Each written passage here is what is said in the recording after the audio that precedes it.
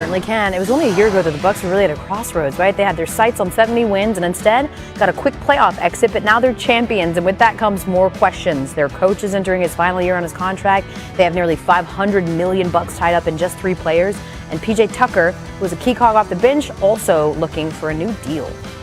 One of the toughest things to do is to repeat in the NBA or any sports league for that matter. So let's welcome in our NBA front office insider, Bobby Marks, to talk about what the future holds for the world champs. So, Bobby, our ESPN way too early power rankings have the Bucks ranked number 1 going into next season. But what will be their biggest priority this offseason when it comes to keeping that roster together and trying to repeat? Yeah, Ryan, it comes down to finances. When you look at Drew Holiday, Giannis, and Chris Middleton, $106 million between those 3 players. That's more than 14 teams entering this offseason from a payroll standpoint. And I think when you look at what their priorities are going to be, it's certainly going to be with PJ Tucker, who is an unrestricted free agent. They've got bird rights on him, so they can exceed the cap to bring him back, but it's going to cost you towards the luxury tax. And then, of course, Bobby Portis. He's got a $3.8 million player option. The likelihood is that he is going to opt out of that contract, and the most that they can pay him is $5.9 million. So it's going to be a lot of bargain shopping for this Milwaukee team this offseason. Okay, they're going to have to try to find a way to make it work. Now let's turn to the Phoenix Suns because Chris Paul can become a free agent by declining his $44.2 million player option. What's the most likely outcome here for the 36-year-old point guard? Yeah, what we're going to see in the next 10 days is that Chris Paul and Phoenix have an exclusive negotiating window to either try to add 2 more years onto that $44 million contract for next year in an extension, or he can opt out and they can potentially sign him up to a 4-year contract.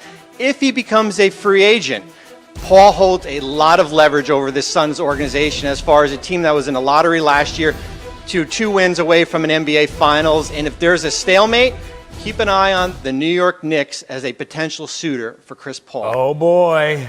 Knicks fans all over the world just said, really? What? They like Pointing end to the season for CP3. Is this it for him? Has his championship window officially closed? I think so. I really do. I hope I'm wrong. And who knows? He could end up departing from Phoenix because, remember, he's got a player option scheduled to be paid $44 million this year, but he can opt out and get a 2-year deal at about $70 million, a 3-year deal at about $100 million. You just never know with the money that's out there where he could end up. But assuming that he stays put, even though I expect Phoenix to make some noise because I believe in them, I just think that the West is getting stronger and stronger. Kawhi's probably going to stay with the Clippers. Unless that changes, they'll be formidable. We know that we believe the Suns would have lost to them if Kawhi had not gotten hurt. Anthony Davis and LeBron James will be back. We don't know where Damian Lillard's going to be moved to. Klay Thompson is expected to be back healthy. And you know, him and Steph will be there as well. Plus, they got 2 first-round picks, 2 top 15 picks in the upcoming NBA draft. And so I look at all of those things and I just say to myself, you know, to be 36 years of age, to be the best player on the court for the Phoenix Suns last night, to be in your 16th year, to be this close, and for this opportunity to slip through your fingers, you just found yourself thinking that this was CP3's lone chance. Because I just brought up the West. I didn't bring up Brooklyn in the East. I didn't bring up Milwaukee in the East. I didn't bring up Philly in the East. I didn't bring up Atlanta in the East. Who knows who could end up in Miami? I didn't bring that up. I just think that it's too much of a daunting task to expect that at this point in time in his career that there's another opportunity laying down the road for CP3. I think it came and it went last night. Yeah, probably.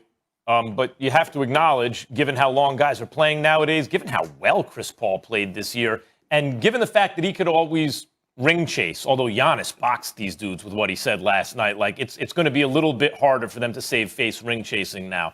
But given that he could purchase it, he could say, all right, I'm going to take a little less money and go, or a lot less money and go join the Lakers, for example. But his championship window has closed with this Suns team, and in a larger way has probably closed. In other words, I don't think Chris Paul's future is one in which he is one of, let's say, the 2 best players on a championship team. If you hang around long enough, you can be a nice addition to a team that will win a championship without being the best or maybe not the second best player on the team eventually. You pointed it out in the Western Conference. Golden State is going to be back next year to what they were pre-Durant, which is not what they were with Durant, but it was pretty damn good. It was great, in fact. The Lakers, if AD and LeBron stays healthy, I still like them better than everyone else. I don't think Kawhi is going to be there next year, given the nature of his injury, at least not as Kawhi Leonard until maybe later in the season, maybe not even then. Time will tell, but we don't even need to talk about the Clippers. Jamal Murray with the Nuggets, that's a whole lot, guys. Nuggets keep getting better. The Utah Jazz, if they stay healthy. The reason they had such a golden opportunity this year is because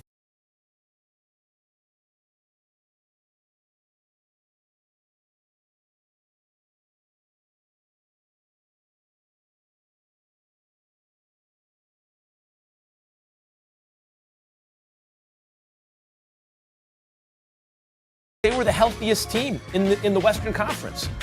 AD went down, LeBron was compromised, but AD went down, Jamal Murray wasn't there, and then Kawhi went down. He didn't play against them. That's why they got out of the West. This was Chris Paul's shot. That's why I thought so much of his legacy was riding on his play in games 5 and 6 to get to a game 7. And that's why I was rooting for him so hard, and I'm so disappointed today and sad for him. Guys, he could still wind up with a ring. But we all know what we mean when we say, like, he won a ring. We mean when he was a great, great player. When he had a team and was in the nucleus of the best players on the team. And I think that ship has sailed unless he really hardcore ring chases this upcoming season. Well, I wouldn't say that. It all depends on what CP3 wants, right? I think that window is still open. And it all depends on what direction he want to go. Is he about his money, or he's about going get trying to get an actual ring? And Max, one thing I do agree with you on, he's not a first or second option guy right now. We saw that not going deep into the playoffs. He could get you through the regular season. He's a third option guy when it comes down to winning the championship. And I think, if he consider maybe join the Los Angeles Lakers, I think then that ups his chances. When you look at the Western Conference right now, you mentioned Jamal Murray.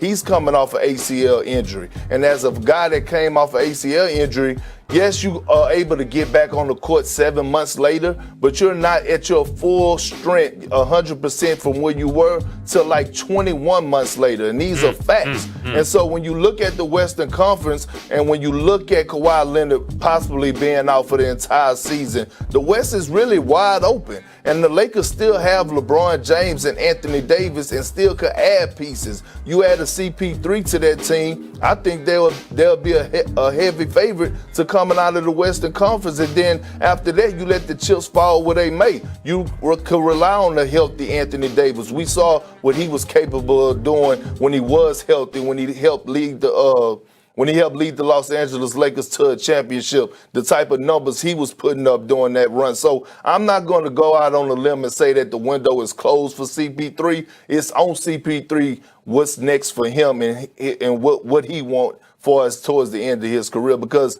Gary Payton won the championship late in his career when we thought the window had closed when he went down to South Beach. Well, I will tell you this. Gary Payton was a contributor, but we rarely ever acknowledge Gary Payton as a champion. And that's not to take anything away from him. It's just that the Gary Payton that we saw in Miami, the Gary Payton that we saw in L.A. was not the Gary Payton we saw in Seattle. The glove that'll put you in lockdown mode and was clearly the star of that franchise along with Sean Kemp. So I get where you're coming from, Perk, but I would tell you this. Another component that we can't ignore is where Damian Lillard is going to end up, because obviously that could be another roadblock for CP3 as well, depending on where Damian Lillard ends up going, particularly if he stays in the Western Conference. In the end, what it comes down to is that there's nothing wrong with CP3 not being a 1 or 2 option, because as a quintessential point guard, he really isn't supposed to be anyway. He's supposed to be the guy that sets up opportunities for other guys so they can shine as 1 and 2 options. But he hasn't had that available to him.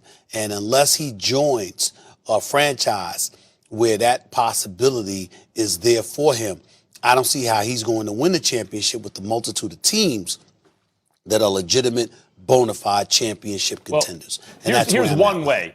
Here's one way, Stephen A. I think the odds are slim, but it could happen. He's playing at a very high level. And nowadays, guys play later into their careers than they used to.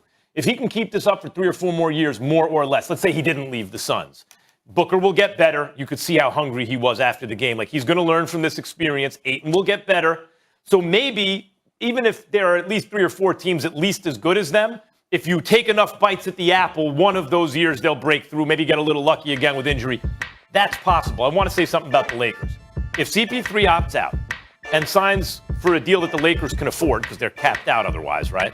CP3, LeBron, and AD is the only possible answer for a healthy Nets team. I want to be very clear about this.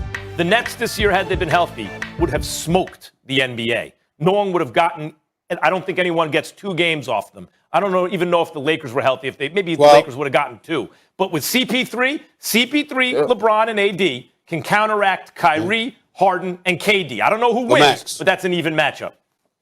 The problem with what you're saying, real quick, KP, the problem with what you're saying, Max, is this. Brooklyn's situation was of their own doing on 3 levels. Harden coming into camp out of shape because he wanted out of Houston, and ultimately that lingering hamstring injury, not being able to escape that. That had a lot to do with his conditioning. I love Harden. I root for him, but that's a fact. Yep. Number 2, Kyrie Irving.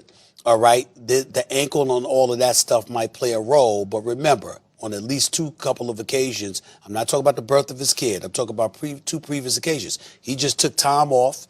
It wasn't specific as to why that was the case, and you had people wondering about him. And number 3, the hiring of Steve Nash.